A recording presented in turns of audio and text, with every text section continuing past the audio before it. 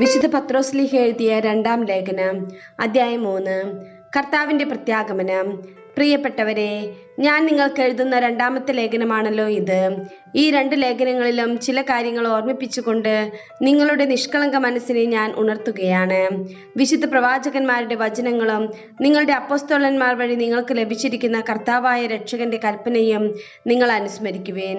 ആദ്യം തന്നെ നിങ്ങൾ ഇത് മനസ്സിലാക്കണം. അധമവികാരങ്ങൾക്ക് അടിമപ്പെട്ട് ജീവിക്കുന്ന നിന്ദകർ നിങ്ങളെ പരിഹസിച്ചുകൊണ്ട് അവസാന നാളുകളിൽ പ്രത്യക്ഷപ്പെടും.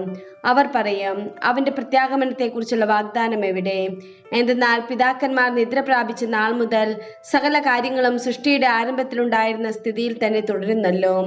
ദൈവത്തിന്റെ വചനത്താൽ ആകാശം പണ്ട് തന്നെ ഉണ്ടായെന്നും ഭൂമി വെള്ളത്താലും ഉറപ്പിക്കപ്പെട്ടിരിക്കുന്നുവെന്നും അന്നത്തെ ആ ലോകം വെള്ളത്താൽ നശിച്ചുവെന്നും ഉള്ള വസ്തുതകൾ അവർ വിസ്മരിക്കുന്നു.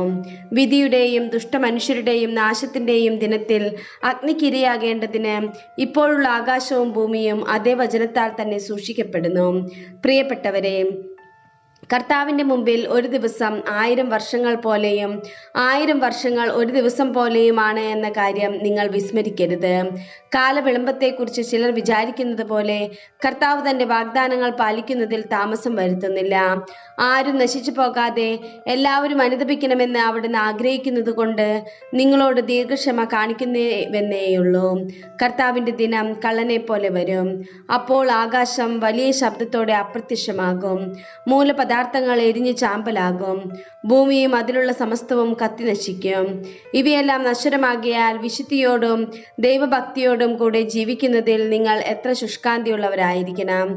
ആകാശം തീയിൽ വെന്തു നശിക്കുകയും മൂലപദാർത്ഥങ്ങൾ വെന്തുരുകുകയും ചെയ്യുന്ന ദൈവത്തിന്റെ ആഗമന ദിനത്തെ പ്രതീക്ഷിക്കുകയും ത്വരിതപ്പെടുത്തുകയും ചെയ്യുവേൻ.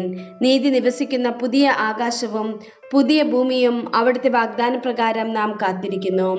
ആകയാൽ പ്രിയപ്പെട്ടവരെ, ഇവ പ്രതീക്ഷിച്ചുകൊണ്ട് കളങ്കവും കറയുമില്ലാതെ സമാധാനത്തിൽ കഴിയുന്നവരായി നിങ്ങൾ അവന് കാണപ്പെടാൻ വേണ്ടി ഉത്സാഹിക്കുവേൻ.